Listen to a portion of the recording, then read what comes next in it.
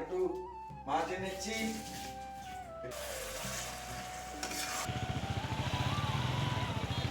Hello বন্ধুরা, আশা করি যে যেখান থেকে আমার ভিডিওটি দেখছো তোমরা সকলে ভালো আছো ও সুস্থ আছো।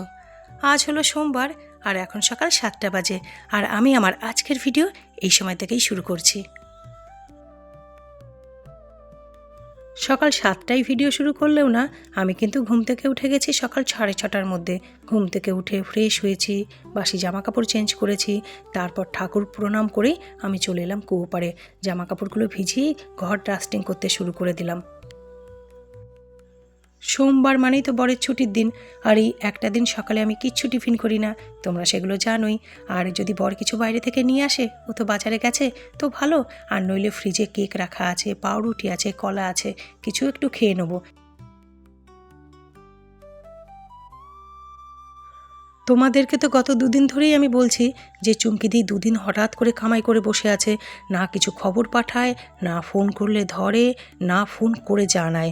যথারীতি ও আবার আজকে সকালে কাজে চলে এসেছে, যেটা ও সব সময় করে থাকে। জানো তো, এত রেগে গেছিলাম না আমি আর পাশের বাড়ি বৌদি, আজ শুধু না গতকালকেই। আমরা শেষে কি করেছিলাম বলো তো, পাশে যে ভূমি কাকিমা আছে, ওনার যে বাড়িতে কাজ করেন, হেল্প করে কাজে, তাকে রেখে নিয়েছিলাম। যথারীতি চুমকিদি সকালবেলা এলো, কান্নাকাটি শুরু করলো, আবার আমরা চুমকিদিকেই রেখে দিলাম কাজে। কামাইয়ের মহারানী জানো তো, ওর মতো কামাই আমাদের এই তল্লাটে অন্তত কেউ করে না কাজে আসতে। কিন্তু এত কিছুর মধ্যে না ওর অনেক ভালো গুণও আছে। এমনি এমনি কিন্তু ওকে আমরা রেখে দিই না, বারবার ওকে বলি যাও আর কাজে রাখবো না, আবার বারবার ওকে ডাকি।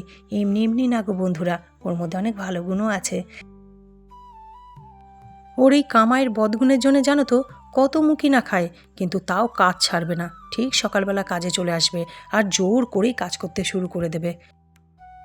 আর এতগুলো বছর পর জানো তো, আমারও না ওর প্রতি একটা অদ্ভুত মায়া কাজ করে। আমার খুব খারাপ অবস্থা যখন, তখনও আমার কাছে কাজে এসেছিল। সেই দিনগুলো কি করে ভুলি বলো? যতই পয়সা দিই, ভালোবাসার তো একটা দাম আছেই না।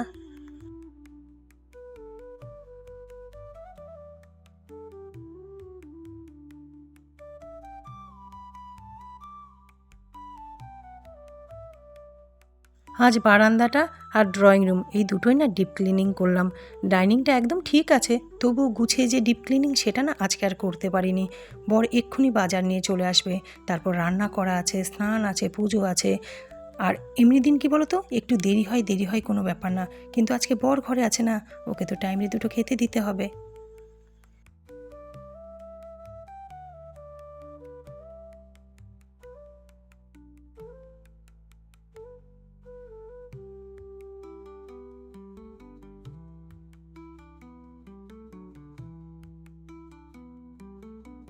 খোলো খোলো।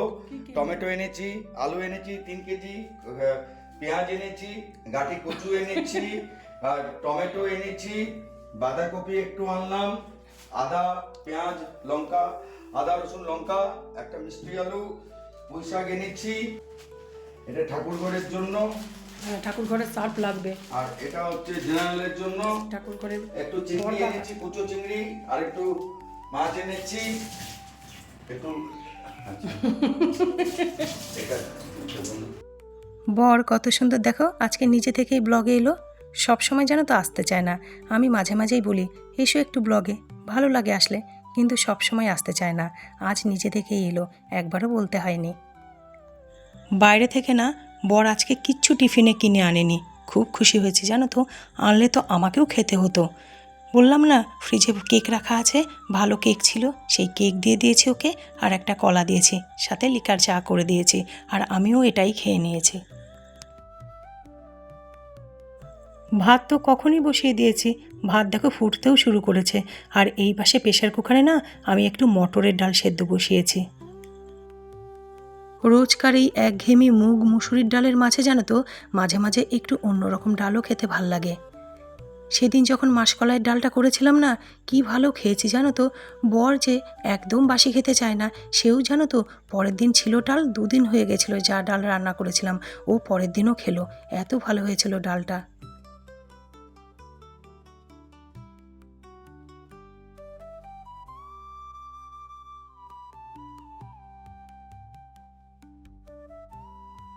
মা কালীর দয়াতে জানো তো বন্ধুরা, আমার ঘরে না এক দুজনের ভাত সব সময় বেশি হয়। আমার যদি রান্না নাও হয় না, কেউ যদি কোনো অসহায় মানুষ এসে একটু ভাত চায়, আমার ঘরে ভাত থাকে। আর পাশের বাড়ির বৌদির ঘরে রুটি সবজি থাকে। এই দু বাড়িতে জানো তো সব সময় একটু খাবার বেশিই হয়। না না না, ঠিক আছে রাতে যাও খেয়ে নাও, যাও যাও যাও খেয়ে নাও খেয়ে নাও।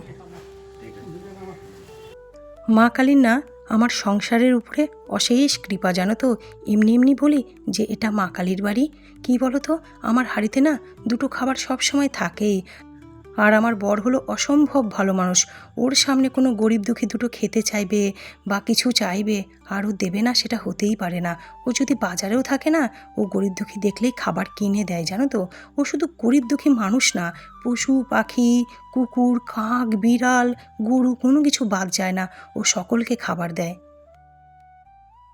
আজ এই ব্যাপারটা না তোমাদের সঙ্গে শেয়ার করেই ফেললাম। জানি মানুষ দেখেও শেখে না, তবুও এগুলো তো আমার বলতে নাই, রোজকার ব্যাপার। বললাম না বর ভীষণ ভালো মানুষ, এগুলো আমার চলতেই থাকে। কিন্তু আজ না তোমাদের সঙ্গে শেয়ার করলাম। কি বলো তো, কিছু মানুষ এমন করতে থাকে না, এদেরকে দেখলে মনে হয় যেন রাস্তার কীটপতঙ্গ। আমি জানি দিনকাল একদম ভালো নয়, আমিও সকলকে বিশ্বাস করি না। কিন্তু এই মানুষটা, যার শরীরই নেই, কিচ্ছু নেই, এ কি ক্ষতি করতে পারে বলো তো? দুটো খাবার দিলেই চলে যায়। আর কোথায় একে ঘরে বসাতে হবে বলো তো? গেটের কাছে এসে দাঁড়ালে একটু প্লাস্টিকে কিছু খাবার দিলেই তো চলে যায়। কেন দুধছেই করে একদম কুকুরের মতো তাড়ানো বলো তো? গতকাল রাতেই তো চিকেন রান্না হয়েছিল। সেই চিকেনের জানো তো খানিকটা ছিল, ওই যে বুড়ো মানুষটা এলো ওনাকে খেতে দিয়ে দিলাম। তারপরেও আজকে কেন বলো তো চিকেন রান্না করছি? কি বলো তো, আজ বিকেলে না ছোটো মার ওখানে যাব দেখা করতে। ভাবলাম একটু কিছু রান্না করে নিয়ে যাই। আর কদিনই বা মানুষটা থাকবে বলো? কিছুদিন পর তো এটা এখান থেকে চলেই যাবে। ওরা এখান থেকে যাওয়ার পর না বরের খুব কষ্ট হবে। আমার তো বাইরে একটা খুব মিষ্টি গ্রুপ আছে, সেখানে কত ভালো ভালো বন্ধু আছে, আমার বোন আছে এখানে। বরের তো কেউ রইল না, আর ও তো অফিস থেকে এসে চুপ করে বাড়িতেই বসে থাকে। বেশ খানিকটা দূর হওয়ার জন্য জানো তো, সবসময় আমরা যে যেতে পেরেছি তাও না, বা ওরা আসতে পারে সেটাও না। কিন্তু কোনো অনুষ্ঠান, অকেশান, পুজো আচ্ছা, সেগুলো তো এক জায়গায় হই, তাই না? অন্তত এটুকু তো ওর মাথায় ছিল যে এখানে আমার কাকার বাড়ি আছে। এখন তো পুরোটাই ফাঁকা হয়ে যাচ্ছে। আমি বুঝতে পারছি বরের খারাপটা না ওইখানেই লাগছে। আজ তো চিকেন রান্না করেছি, তারপর চিংড়ি মাছ দিয়ে পাঁচমিশালি সবজি করেছি, তারপরও ডিমের এই রেসিপিটা করছি। এটা জানো তো প্ল্যানে ছিল না, কিন্তু বর হঠাৎ খেতে চাইলো, তাই ওকে করে দিলাম। আগামীকাল তো একাদশী, ও তো আবার কিচ্ছুটি খেতে পারবে না, তাই জন্যও আরও বানালাম। চাটনিও করতে বলেছিল, আমি বারণ করলাম, থাক আগামীকাল নিরামিষই দিন আছে, তখনই চাটনি করব। মটরের ডাল না অনেক দিন পর খেলাম জানো তো, খুব ভাল লাগছিল। সাথে চিংড়ি মাছ দিয়ে পাঁচমিশালি সবজি আর গন্ধরাজ লেবু, দারুণ লাগছিল খেতে। চিকেন কষা ছিল, বরের জন্য তো ডিমটা করেইছিলাম, ওটা জানো তো আমি খাইনি, বরকেই দিয়ে দিয়েছি।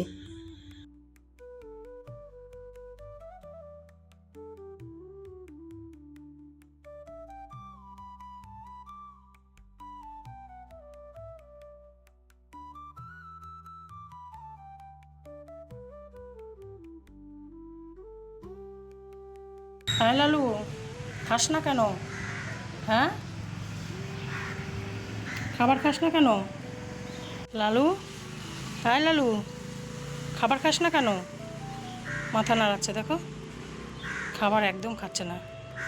ও জানে যে ওর নাম লালু, জানো তো, রোগা হয়ে গেছে একদম।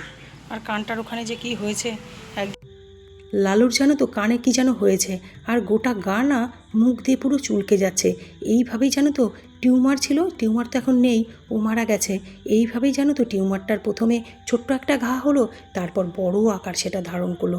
লালুরও জানো তো সেরকম একটা হয়েছে। বড়োর পিছন পিছন দৌড়ে দৌড়ে ওষুধ দিতে গেল, কিছুটা দিতে পেরেছে কিন্তু পুরোটা দিতে পারেনি, দৌড়ে পালিয়ে গেল। তো প্রসেনজিৎ জানো তো এই ওষুধটা এনে রেখেছিল, ও টিউমারের জন্য এনে রেখেছিল। তো টিউমারকেও লাগিয়েও ছিল, সে তো আর বাঁচলো না, এই লালুকে ওই ওষুধটাই দেওয়া হলো। আজ খেতে খেতে না অনেকটাই দেরি হয়ে গেল। এখন জানো কটা বাজে? বেলা 2:30 বেজে গেছে। বরের খাবারটা রেডি করে দিয়েছি, ওকে আগে খেতে দিয়ে নিই, তারপর আমি খেয়ে নেব। বন্ধুরা, বলবে তো বরের লাঞ্চ থালি সাজানোটা কেমন হয়েছে আজকে?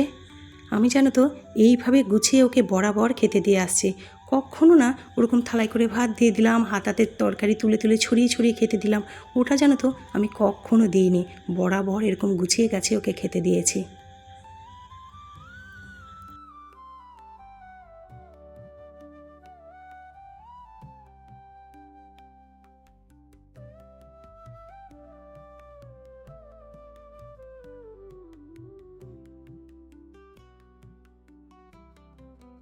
যারা মুশকিল আছে এখন আর 14 দিন হবে না, 10 যাচ্ছি এখন ছোটো মার ওখানে, আগে বলছিলাম না ছোটো মার ওখানে যাবো, তাই এখন যাচ্ছি। একদম বর গাড়ি বার করছে। এখন সময় হলো ওই সন্ধে 6:30 হবে, তবে সন্ধে বলবো না বন্ধুরা, এখন হলো গোধূলি আলো। জানো তো আমার গোটা দিনের মধ্যে না এই গোধূলি আলোটা সব থেকে পছন্দের সময়।